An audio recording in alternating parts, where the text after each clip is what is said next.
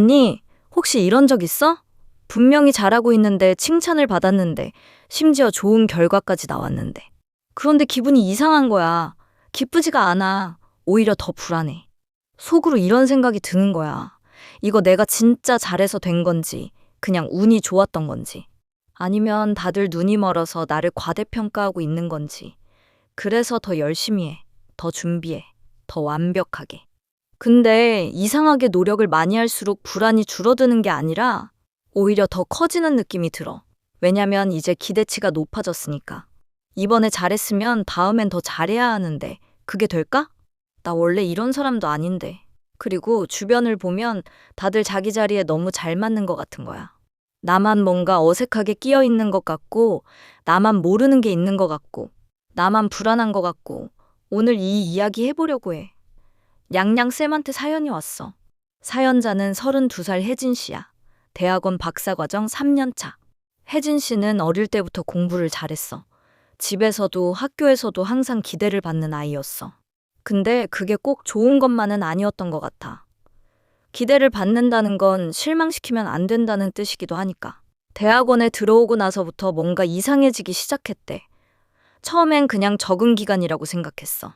근데 1년이 지나고 2년이 지나도 그 느낌이 안 없어지는 거야. 세미나 시간에 다른 동기가 발표를 하면 혜진 씨는 속으로 이런 생각을 해. 저 사람은 진짜 이해하고 말하는 거구나. 나는 그냥 외워서 말하는 건데. 지도 교수님이 혜진 씨 논문 방향을 칭찬하면 그 칭찬이 기쁘게 들리는 게 아니야. 오히려 더 긴장이 돼. 이제 기대에 부응해야 한다는 압박이 생기는 거지. 학회에서 발표를 하고 나서 좋은 피드백을 받았을 때 혜진 씨가 집에 와서 한 첫 번째 행동이 뭔지 알아? 노트북을 열고 자기 발표 자료를 다시 봤대.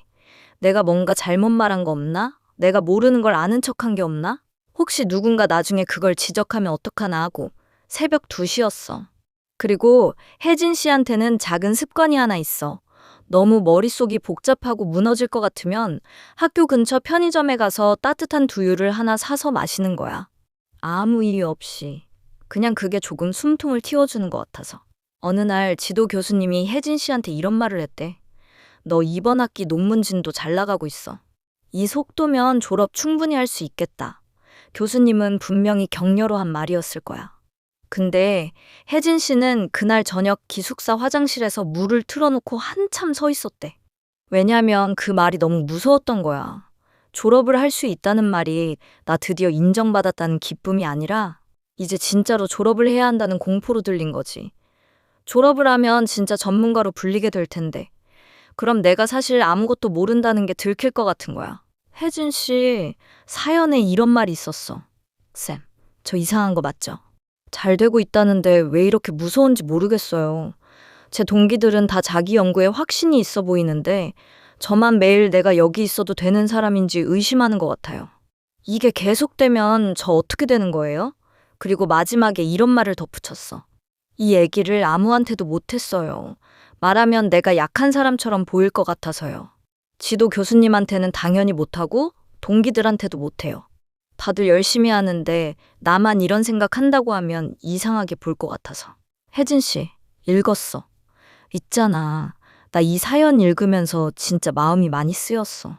왜냐면 혜진 씨가 힘든 이유가 뭔가 잘못되고 있어서가 아니거든. 오히려 잘 되고 있어서 힘든 거잖아.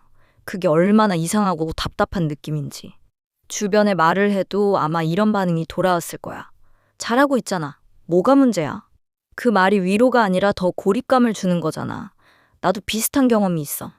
뭔가 잘 됐을 때 기뻐야 하는 순간인데 오히려 더 긴장되고 이게 오래 못 갈 것 같은 불안이 드는 거. 그때 나는 내가 예민한 건가? 내가 감사할 줄 모르는 건가 하고 자책했거든. 근데 그게 아니었어. 혜진 씨가 아무한테도 말 못했다고 했잖아. 그 외로움이 얼마나 컸을까?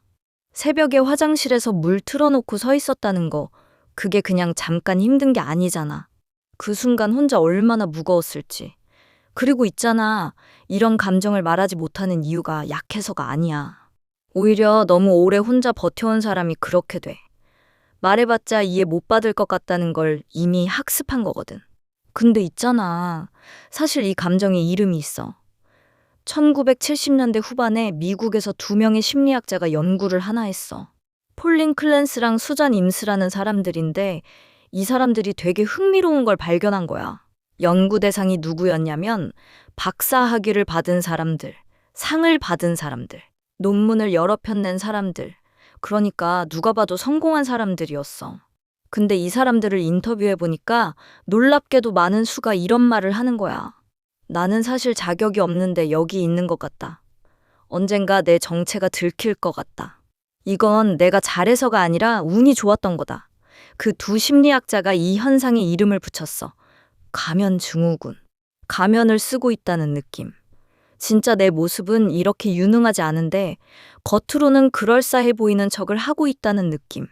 그리고 언젠가 그 가면이 벗겨질 것 같다는 두려움. 혜진 씨가 발표를 잘하고 나서 새벽에 자기 자료를 다시 뒤지던 거. 지도 교수님 칭찬이 기쁘지 않고 오히려 무서웠던 거. 동기들은 다 확신이 있어 보이는데 나만 의심하는 것 같다는 느낌. 그게 다 이거야. 그리고 이게 얼마나 흔한 줄 알아?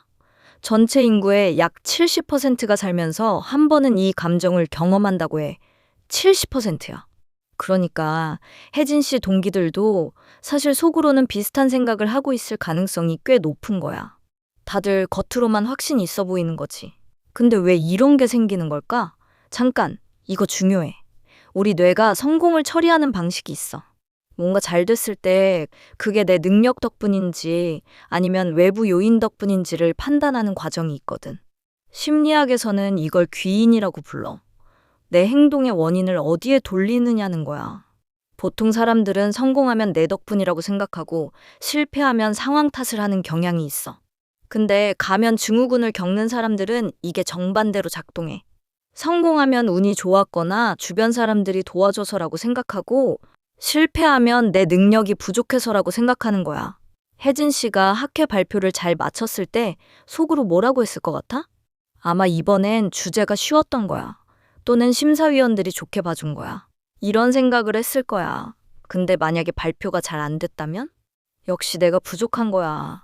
이렇게 생각했겠지. 이 패턴이 왜 생기냐면 대부분 어릴 때부터 시작돼. 혜진 씨처럼 어릴 때부터 기대를 많이 받으며 자란 아이들. 특히 성공만 인정받고 실패나 평범함은 묵살되거나 지적받은 환경에서 자란 아이들은 성공을 자기 것으로 받아들이는 법을 배우지 못해. 왜냐면 성공은 당연한 거였고 칭찬은 기대에 부응했을 때만 오는 거였으니까. 그러니까 성공이 내 능력의 증거가 아니라 그냥 기대를 충족한 것에 불과하다고 느끼는 거야. 그리고 이게 뇌 수준에서도 설명이 돼. 만성적인 불안 상태에 있는 사람은 좋은 일이 일어나도 그걸 온전히 기쁨으로 처리하는 보상회로가 잘 작동하지 않아. 뇌가 이미 위협감지 모드로 가동 중이거든. 그러니까 칭찬을 들어도 기쁘지 않고 좋은 결과를 내도 안도가 아니라 다음 위협에 대한 경계심이 먼저 오는 거야. 혜진 씨가 교수님 칭찬을 들은 날 밤 화장실에서 물을 틀어놓고 서 있었던 거. 그게 이상한 게 아니야. 뇌가 그 칭찬을 기쁨이 아니라 위협 신호로 받아들인 거거든. 이제 더 잘해야 한다는 신호. 그리고 있잖아.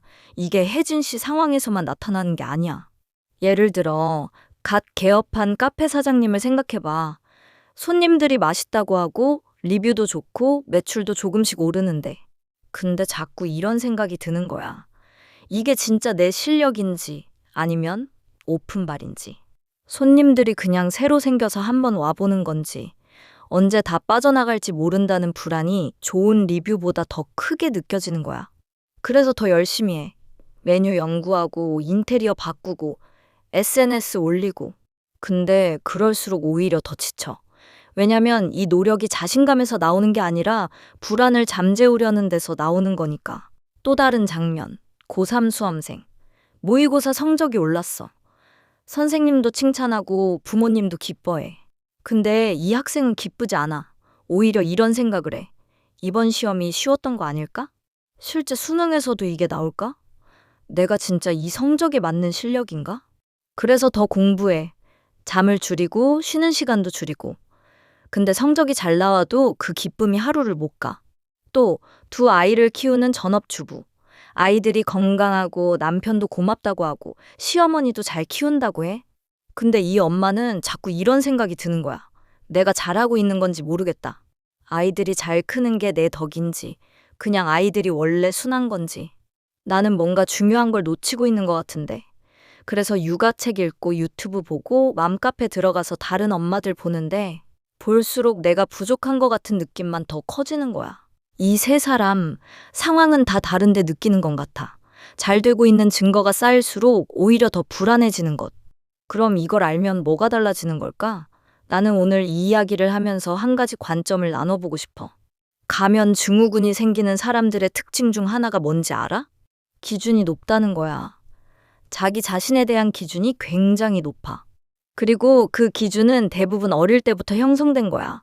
주변의 기대, 비교, 평가 속에서 내가 충분하려면 이 정도는 해야 한다는 기준이 내면에 깊이 박힌 거지. 그러니까 이렇게 생각해봐.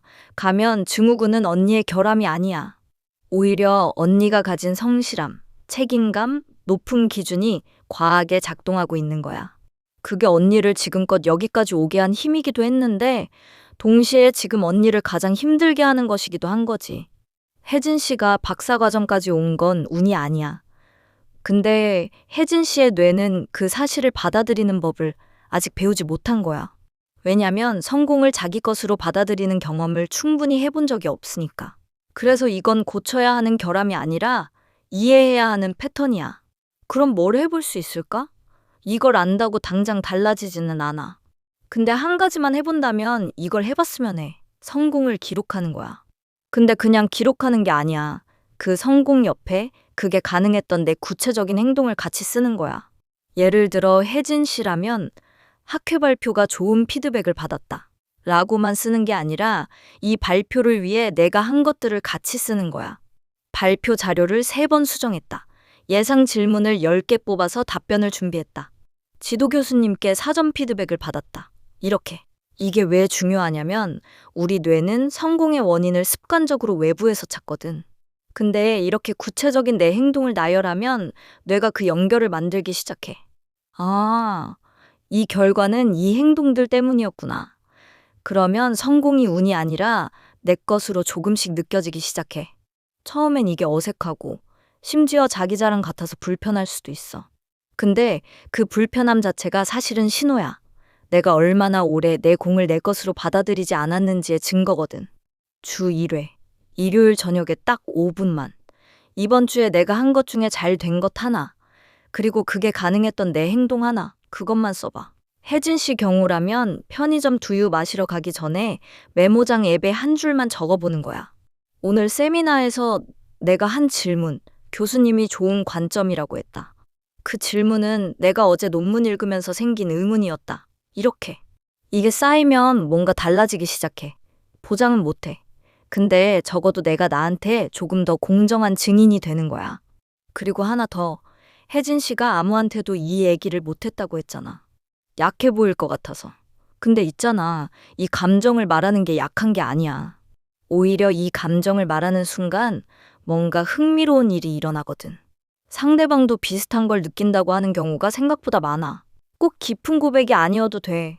동기 중에 한 명한테 나 요즘 내가 여기 맞는 사람인지 모르겠다는 생각이 들 때가 있어. 이 한마디만 해봐도 돼. 그 반응이 어떨지 한번 봐. 아마 열의 7, 8은 나도 그래. 라고 할 거야. 그 순간이 작은 균열을 만들어. 나만 이런 게 아니었구나 하는 균열. 혜진 씨한테 직접 말하고 싶어.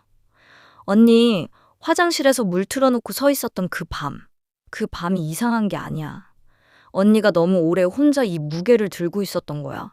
교수님 칭찬이 무서웠던 것도, 동기들이 다 자신 있어 보이는 것도, 다 언니가 약해서가 아니야. 언니 뇌가 성공을 위협으로 읽도록 오래 훈련되어 온 거야. 언니가 거기 있어도 되는 사람인지 의심한다고 했는데 나는 이렇게 생각해. 그 의심 자체가 언니가 얼마나 진지하게 이 일을 대하는지의 증거야. 아무 생각 없는 사람은 의심하지 않거든. 그리고 오늘부터 딱 한 가지만. 이번 주에 내가 한 것 중 잘 된 것 하나, 그리고 그게 가능했던 내 행동 하나? 그것만 적어봐. 두유 마시러 가기 전에. 언니의 성공은 언니 거야. 오늘 영상을 본 모든 언니들도 잘 되고 있는데 왜 이렇게 불안하지 싶은 순간이 있다면 그게 이상한 게 아니야. 그 감정에 이름이 있고 그 감정을 느끼는 사람이 언니 혼자가 아니야.